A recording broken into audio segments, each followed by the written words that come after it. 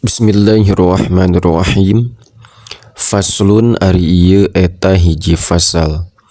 Yajibu wajib ala kafatil mukallafina kasakabeh pirang-pirang jalma anu ditaklif kabeh. Naon ad-dukhulu asub fi dinil islami dina agama Islam. Wasubutu jeung tumetep fihi dina itu dinil Islam. Alad dawami netepan dina salawasna. Waltizamu ma jeung ngamistikeun perkara lazima anu misti itu emak alaihi ka itu kafatil mukallafin minal ahkami nyatana emak pirang-pirang hukum. Famimma maka eta tetep tina sawarehna perkara yajibu anu wajib naon ilmuhu ngayakinkeunana itu emak wa atiqaduhu jeung nekadkeunana itu emak mutlaqon barina mutlak wan nutku jeung ngucapkeun bihi kana itu emak fil hali dina pada harita. Ingkana lamun bukti si jalma kafiron eta anu kafir. Wa illa jeung lamun teu itu kana kafiron fa fis sholati maka cukup dina nalika salat. Asyahadatani ari dua kalimah syahadat. Wa huma jeung ari itu syahadaten eta lapad asyhadu an la ilaha illallah wa asyhadu anna muhammadar rasulullah. Asyhadu nikadkeun abdi kalawan ma'rifat sareng tasdek an kana saenyana kalakuan la ilaha eta teu aya deui pangeran anu maujud anu hak diibadahan anu hak ditaati parentahanana sareng laranganana illallahu angin Gusti Allah. Wa asyhadu sareng nekadkeun abdi kalawan ma'rifat sareng tasdek anna Muhammadan kana saenyana Kanjing Nabi Muhammad Rasulullahi eta utusan Allah sallallahu alaihi wasallam.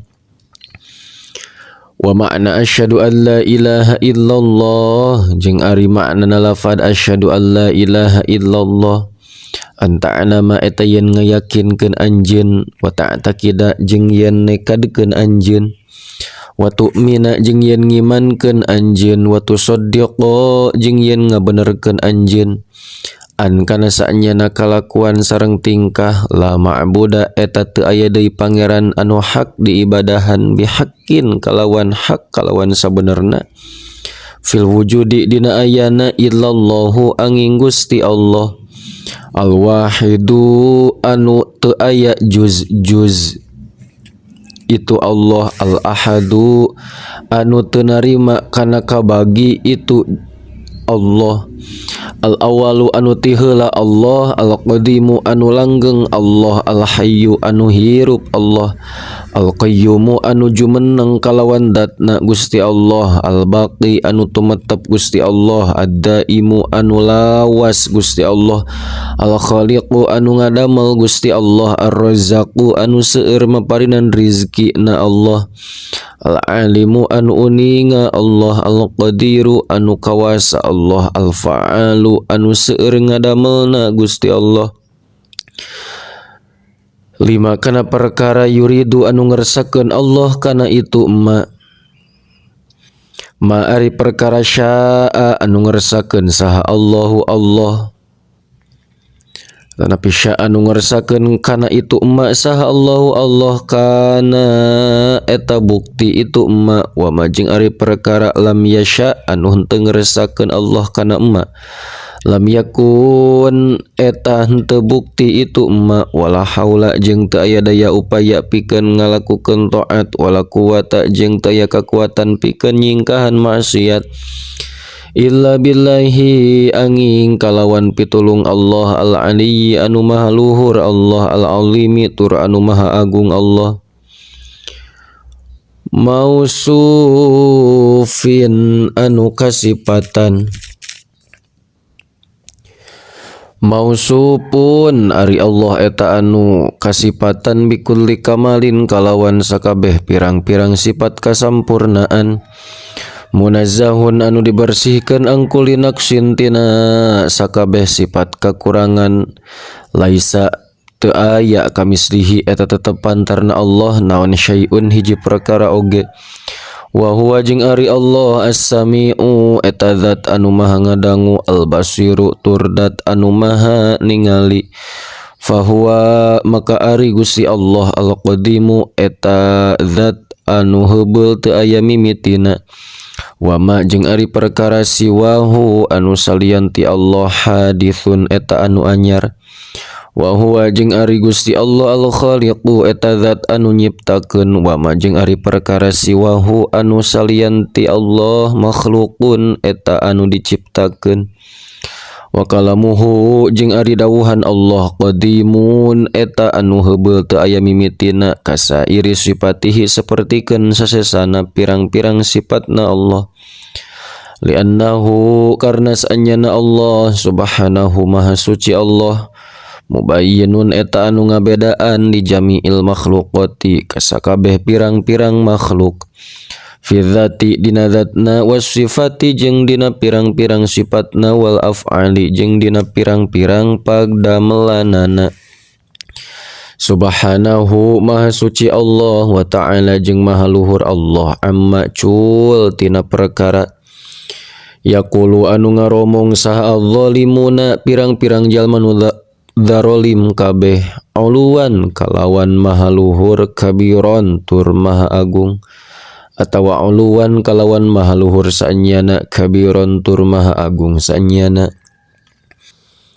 Wa makna asyhadu anna Muhammadar Rasulullah jeung ari makna nalapad asyhadu anna Muhammadar Rasulullah anta alama eta yen ngayakinkeun anjeun wa ta'taqida jeung yen nekadkeun anjeun wa tusaddiqa jeung yen ngabenerkeun anjeun wa tu'mina jeung yen ngimankeun anjeun anna sayyidana kana saanyana dunungan urang sadayana wa nabiyyana jeung nabi urang sadayana Muhammad ibni Abdillahi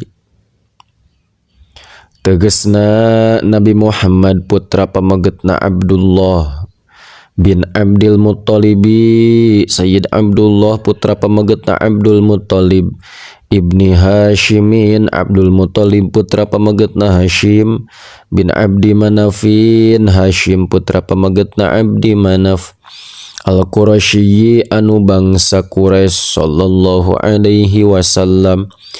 Abdullahi eta abdina Allah wa rasuluhu sareng utusan Allah ila jami'il khalqi kasakabeh makhluk. Ulida dibabarkeun Kanjeng Nabi bi Makkah di kota Mekah wa bu'isa jeung diutus Kanjeng Nabi biha di itu Makkah. Wa hajaro jeung hijrah Kanjeng Nabi ilal Madinati ke kota Madinah wa dufina jeung dipendem Kanjeng Nabi fiha di itu Madinah. Wa annahu jeung saanyana Kanjeng Nabi sallallahu alaihi wasallam shadiqun eta anu bener fi jami'i ma dina sakabehna perkara akhbaro anu parantos ngawartoskeun Kanjeng Nabi bihi kana itu emma. Famin dzalika maka eta tetep tina sapalihna itu ma akhbaro bihi adzabul qabri ari azab kubur siksaan kubur. Wa na'imuhu jeung nikmatna itu qabrin wa su'alul malakaini jeung pertanyaan dua malaikat mungkarin tegasna malaikat mungkar wa nakirin jeung malaikat nakir wal ba'tsu jeung hudang ti kubur wal hasyru jeung dikumpulkeun di alam mahsyar wal kiamatu jeung kiamat wal hisabu jeung hisab wa thawabu jeung ganjaran wal adzabu jeung siksaan wal mizanu jeung timbangan amal wan naru jeung neraka was siratu jeung sirat cukang siratal mustaqim teh wal haudu jeung talaga was syafaatu jeung syafaat wal jannatu jeung sawarga wal khuludu jeung langgeng di itu jannah war ru'yatu jeung ningali lillahi ta'ala kadzat Allah ta'ala fil jannati di sawarga wa tu'mina jeung yen ngimankeun anjeun bi malaikatillahi ka para malaikatna Allah wa rusulihi jeung ka pirang-pirang utusan Allah wa kutubihi jeung kana pirang-pirang kitabna Allah wa bil qadari jeung kana papasten khairihi anu alusna itu qadar wa syarrihi jeung anu gorengna itu qadar wa annahu jeung saanyana Kanjeng Nabi Muhammad sallallahu alaihi wasallam khatamun nabiyyina eta anu jadi panungtungan pirang-pirang para nabi wa sayyidu waladi adama jeung dunungan turunan Nabi Adam atau dunungan anak cucu Nabi Adam ajma'ina tegesna sakabehna atanapi sadayana kantun faslun yajibu ala kulli muslimin cekap wallahu a'lam bissawab.